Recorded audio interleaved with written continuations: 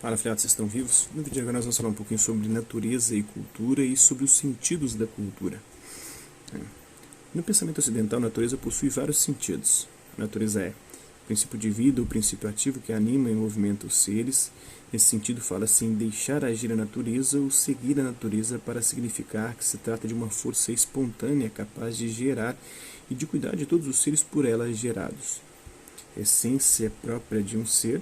Nesse sentido, a natureza de alguma coisa é o conjunto de qualidades, propriedades e atributos que definem necessariamente um ser. Né? Aqui, natural se opõe a acidental, substância acidente, né? Essência. Né? O que pode ser ou deixar de ser. O acidente é aquilo que pode ser ou deixar de ser, que não muda nada a coisa, o ser. Né?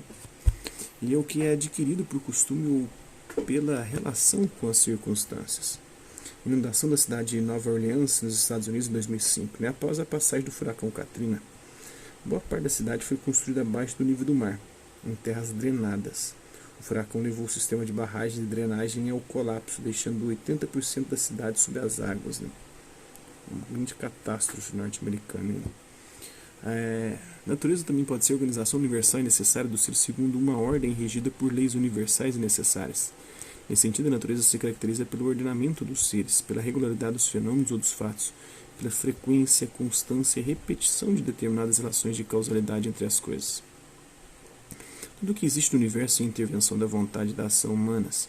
Assim, natureza ou natural opõe-se ao que é produzido pelos homens. Portanto, opõe-se à técnica e à tecnologia. Por esse motivo, opomos natural e técnico, né?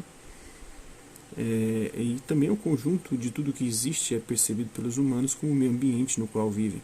A natureza aqui significa tanto o conjunto das condições físicas em que vivemos, quanto as coisas que contemplamos com emoção, a paisagem, o mar, o céu, as estrelas, os terremotos, os eclipses.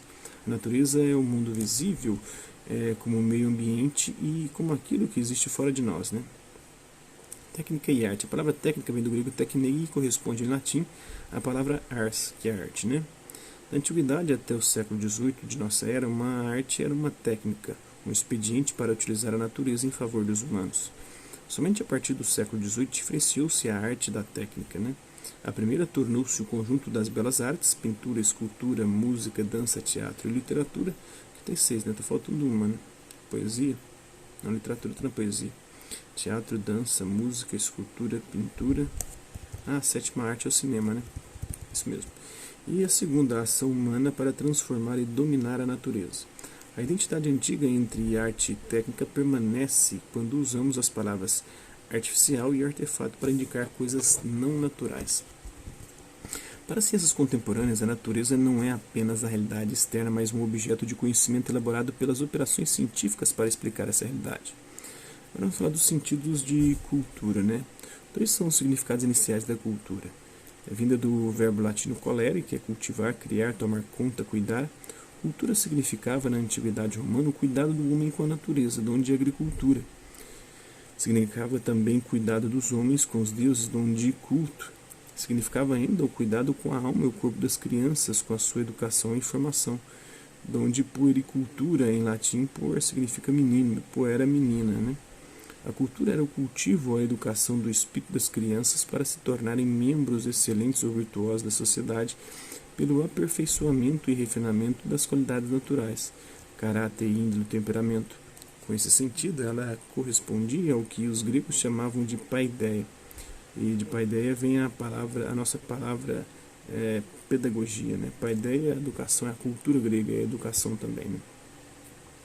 E paidos em grego pode ser traduzido por criança e gogia, gogê, vem de conduzir pela mão. Né?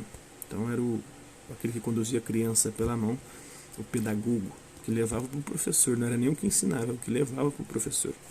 Nesse primeiro sentido, cultura era o aprimoramento da cultura da natureza humana pela educação em sentido amplo.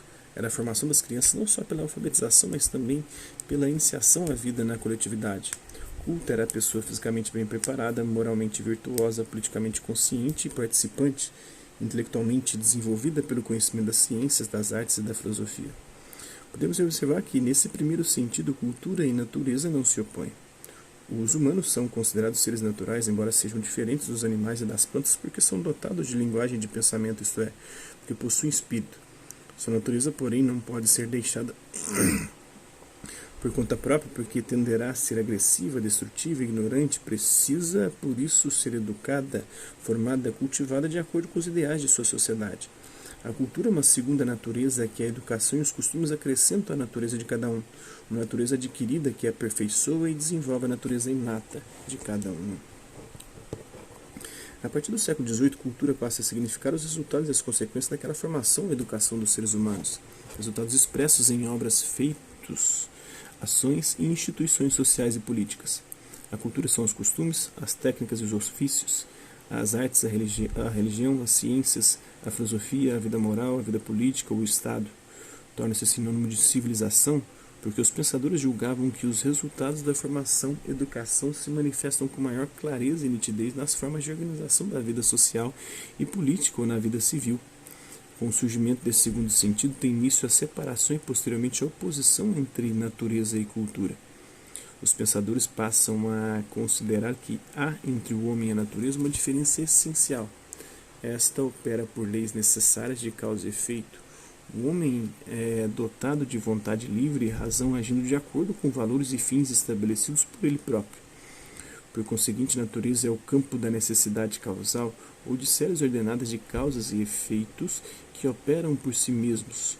A cultura é o campo instituído pela ação dos homens que agem escolhendo livremente seus atos, dando a eles sentido, finalidade e valor porque instituem as distinções inexistentes da natureza entre bom e mal, verdadeiro e falso, útil e nocivo, justo e injusto, belo e feio, legítimo e ilegítimo, possível e impossível, sagrado e profano. À medida que este segundo sentido foi prevalecendo, além de civilização, cultura passou a significar também a relação que os seres humanos socialmente organizados estabelecem com o tempo e com o espaço, com os outros seres humanos e com a natureza. Agora, a cultura torna-se sinônimo de história. A distinção entre natureza e cultura passa, então, a levar em conta a maneira como o tempo se realiza. Na natureza, o tempo é a repetição. O dia sempre sucede à noite, as estações do ano se sucedem sempre da mesma maneira. As espécies vegetais e animais se reproduzem sempre da mesma maneira. Os astros realizam sempre os mesmos movimentos.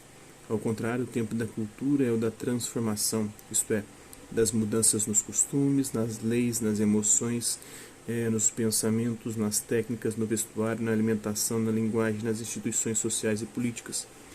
Civil, a palavra derivada do latim civis, cidadão, de onde vem civitas, a cidade-estado, e desta vem civilização.